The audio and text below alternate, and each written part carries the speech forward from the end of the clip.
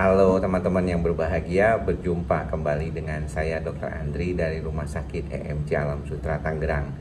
Pagi ini saya sudah datang nih, tapi belum pasiennya datang. Ya, jadi biasanya mereka datang duluan daftar, kemudian pergi lagi jam 9.35 baru datang biasanya ya, atau jam 10 di saat saya praktek biasanya. Dan pada kesempatan praktek sehari-hari memang hampir 80% pasien saya adalah pasien psikosomatik cemas. Biasanya mereka datang dengan keluhan fisik ya, terkait dengan lambung dan juga gejala-gejala kecemasan menyeluruh. Jadi seperti ada kekhawatiran yang berlebihan, perasaan-perasaan pikiran yang tidak bisa dikendalikan, akan rasa takut ya, bahkan keluar rumah pun bisa kadang-kadang takut.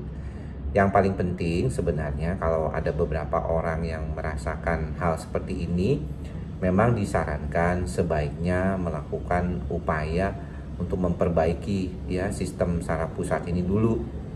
Dan biasanya dengan pengobatan untuk pada kasus-kasus yang lebih berat ya, seperti adanya gangguan panik yang terus-terusan, adanya gangguan kecemasan menyeluruh yang seringkali timbul berkaitan dengan gejala fisik seperti nyeri kepala yang seringkali di arah pundak di sini ya, dan leher gitu biasanya, serta lambung. Ini juga penting untuk diperhatikan ya sama teman-teman, karena kadang-kadang kalau kita lihat banyak orang itu berupaya dulu menunda dulu dari berbagai macam tempat ya, dokter didatangi dulu, dokter jantung, dokter penyakit dalam, dokter saraf ya, atau dokter THT bahkan.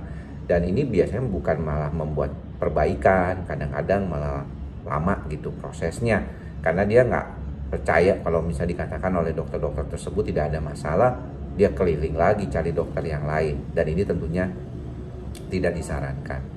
Saya berharap pada beberapa teman-teman yang sudah mengalami gejala-gejala seperti ini dan sudah berlangsung lebih dari 3 bulan, sebaiknya segeralah berobat ke dokter jiwa.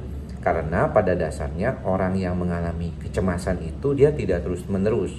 Walaupun misalnya itu disebabkan karena faktor adanya suatu pemicu, misalnya ada faktor stres lah yang dialami oleh orang tersebut, biasanya tuh dia tidak terus-terusan ya. Ada proses adaptasi di dalam otak kita yang membuat kita itu menjadi jauh lebih bisa stabil ya. Makanya kenapa kalau kita kerja pun ada namanya masa percobaan atau probation selama 3 bulan. Sebenarnya ini untuk memberikan kesempatan otak kita secara psikologis beradaptasi dengan kondisi-kondisi seperti yang tadi disebutkan.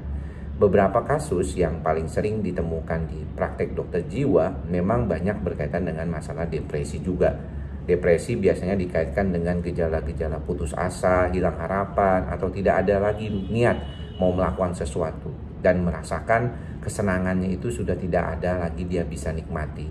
Pada beberapa kasus, gangguan kecemasan dan gangguan depresi berjalan bersamaan. Jadi tidak heran banyak orang yang merasakan keduanya.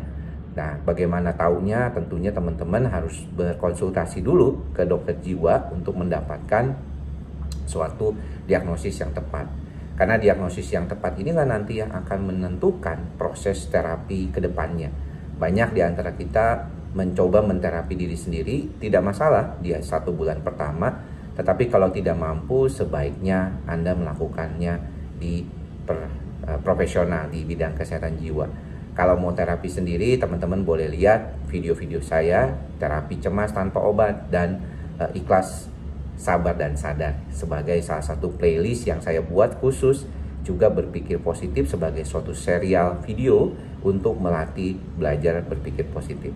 Semoga teman-teman berbahagia. Jangan lupa mantra kita bersama, ikhlas, sabar dan sadar. Selamat menikmati akhir pekan. Sampai bertemu lagi dengan kesempatan.